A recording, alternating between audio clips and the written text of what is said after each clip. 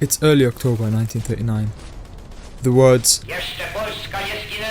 have echoed across the whole world as Poland's last war cry, with the Battle of Kotsk signifying the end of the September campaign for the Poles, and well, existing Poland for the next 6 years, it meant that you'd be pretty much force-fed bratwurst and schnitzel for the foreseeable future, courtesy of the small angry moustache man. And let's not forget the pesky Soviets sneaking up on you from the east, taking anything colourful and shiny. Anyhow, whilst it wasn't all guts and glory for the defending Polish forces with around 66,000 killed and over 800,000 wounded or captured, they truly had some mega aura moments. In this video, we'll be exploring a man from the depths of Azerbaijan that felt a true calling to defending the Second Polish Republic and turned into a name immortalized in the books as not only an outstanding leader, but a true badass.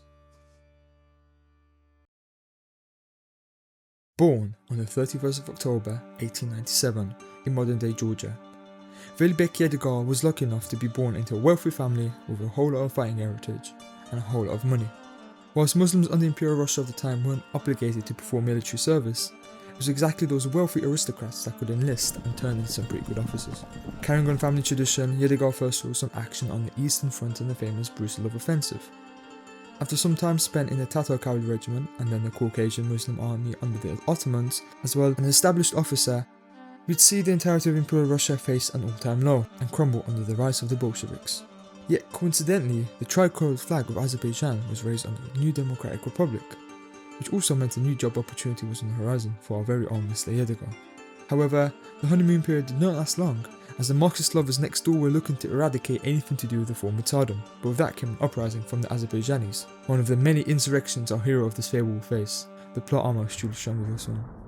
After an unsuccessful campaign by the resisting forces against the Red Army, he found himself fleeing to Turkey in 1921. Countries such as Greece, France and Poland offered political asylum to young officers from the Caucasus, and when he chose Far Lehistan, it was almost like divine intervention. Despite the troubles, Jedigar found himself in Poland on the 19th of November 1922. You could also say that the 25-year-old officer adapted quite well to this new chapter in life. In a way, Polish culture and tradition wasn't entirely foreign to him, as his mother Olga had Polish roots, which most definitely helped the decision, as well as Piłsudski's open support of Azerbaijani soldiers. All in all, Jedigar excelled as a Polish officer during the interwar period, having won Piłsudski's trust as a translator to becoming a skilled cavalryman leading the 4th Cavalry Division in Lwów. The cards were just right for a young officer in the Polish army. After the death of Poland's marshal being one of the men guarding his open casket, he was later given the privilege to become the director of Cavalry Training Center in Grudziądz. It's September 1939. The call to arms for all abled men across Poland.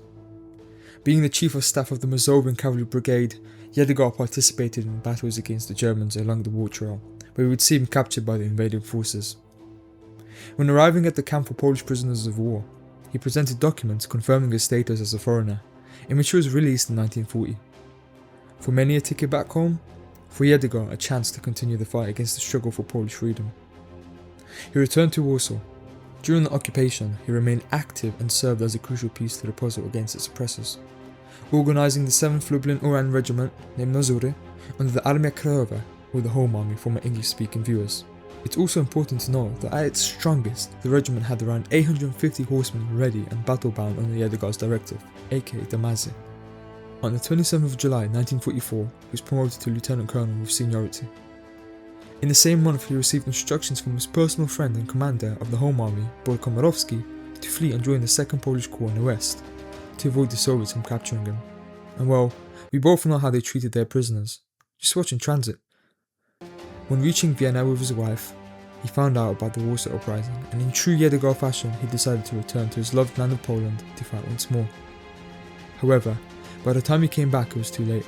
125 of his men would perish in one of Poland's biggest uprisings in history, lasting 63 days long, killing around 16,000 fighting resistance soldiers and over 150,000 civilians. Before the Red Army entered Warsaw, the High Command lifted the oath of all Caucasian soldiers, and with his regiment disbanded, it's fair to say it was time to leave the country for good. On the 2nd of May 1945, Jedigar joined the Polish Armed Forces fighting Italy under the 2nd Corps, where he was assigned to the Liaison Officer section, and then, in Great Britain, in the Polish Resettlement and Deployment Corps, he became the commandant of the Tilstock camp in Shropshire. After demobilization in the late 40s, Jedigar decided to move his family to the sunny country of Argentina, Buenos Aires to be exact, and I guess word got around that all the smelly SS officers from Germany took out retirement plans in Argentina. So obviously he had to be there to make sure no one was up to no good. 4 years after arriving in Argentina, unfortunately his wife Wanda died after a long and serious illness, leaving behind the only daughter, Zuleha. Veli Bej Jedigar was unable to find a good job, like the many of those that fought in the war. He worked as a porter and a worker in a textile factory. Well, like all stories, they must come to an end. Veli Bej Jedigar died in Buenos Aires on December 13th, 1971 from a third heart attack. Nie zapominając o losach swego rodzinnego kraju, był on jednocześnie dla Polski oddanym I najwierniejszym synem. The now colonel conveyed his dream to his daughter while he was still alive. He wanted to be buried in an independent and free Poland. His daughter Zuleha fulfilled her father's dream 20 years later, after the fall of the communist regime. Veli Bej Jedigar's ashes were brought to Poland and interred at a Polish Tatar cemetery, accompanied by a Polish army honor guard. It's remembering people's stories like these where we get to honour their bravery and commitment and truly remember that we live to preserve such history to learn from it.